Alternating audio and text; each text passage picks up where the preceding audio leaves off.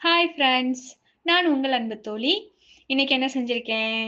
வாங்க பார்க்கலாம். இன்னைக்கு வந்துட்டு நான் இறால் தான் செஞ்சிருக்கேன். இது குழம்பா தான் நான் வச்சிருக்கேன். கிரேவி வைக்கல. சாதத்துக்கு செஞ்சிருக்கேன். இட்லி, தோசை, சப்பாத்தி எதோடவே சாப்பிடலாம். இது நல்லா தான் இருக்கும். இதோட டேஸ்ட் வந்துட்டு.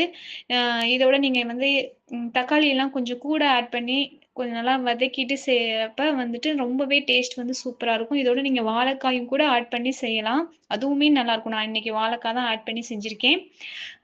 செஞ்சு பாருங்க. எப்படி இருக்குன்னு சொல்லுங்க. சப்ஸ்கிரைப் பண்ணுங்க ஃப்ரெண்ட்ஸ். ப்ளீஸ். ஆ என்னன்னா, சில பதிவுகள் எனக்கு தோணும். ஏன்னா, நம்ம இப்ப எல்லாருமே தனியா இருக்கிறதுக்கு, தனி ஃபேமிலியா இருக்கிறதுக்கு தானே விரும்புறோம். இப்ப உள்ள பிள்ளைங்க அததான் விரும்புறாங்க. நம்ம விரும்புறோம் அப்படின்றத விட.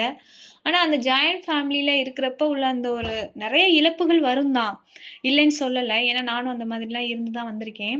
நெறைய இழப்புகள் இருந்தாலுமே, அதுலயுமே நெறைய சந்தோஷங்களும் இருக்கும். கூட்டு குடும்பத்துல இருக்கிறப்ப நெறைய இழப்புகள் இருக்கும் தான். அப்படி இருந்தாலுமே நெறைய சந்தோஷங்களும் நிறைஞ்சிருக்கும். நீங்க அத அனுபவிச்சவங்களுக்கு நல்லாவே தெரியும். நெறைய இழப்புகள் இருக்கும். நான் இல்லன்னு சொல்லல. சின்ன சின்ன சண்டைகள், அ மனஸ்தாபங்கள் எல்லாமே இருக்கும். அதையும் தாண்டி சில விஷயங்கள் இருக்கும். என்னன்னா இப்ப நம்ம கோவிலுக்கு போறதா இருக்கட்டும், அந்த மாரி ஒரு விசேஷம் வர்றப்ப எல்லாரும் சேர்ந்து அந்த ஒரு வேலைய ஷேர் பண்ணி செய்றது. மோஸ்ட்லி சண்டை வர்றதே அந்த விஷயங்கள்ல தான் இருக்கும். இப்ப 2 பேர் இருக்காங்கன்னா, 2 பேருமே ஒரே மாதிரி யோசிக்க மாட்டோம்ல. நம்மளுக்கு விரலே 5 விரலும் ஒண்ணா இல்ல. அப்புறம் எப்படி நம்ம ஒரு விஷயத்த நம்ம எல்லாரும் வேற வேற கண்ணோட்டத்துல பார்ப்போம்.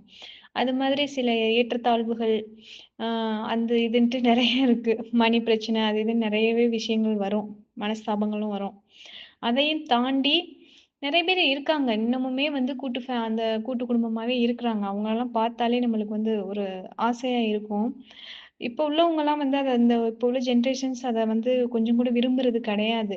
அதனால நெறைய விஷயங்கள் நடக்குது. நெறைய வன்முறைகளா இருக்கட்டும், இல்ல குழந்தைங்களுக்கு நெறைய விஷயங்கள் தெரிய மாட்டேங்குது. ஒரு பொறுமைங்கிறது எதுவுமே கிடையாது. நெறைய விஷயங்கள் இப்போ சொல்லிட்டே போலாம்ல.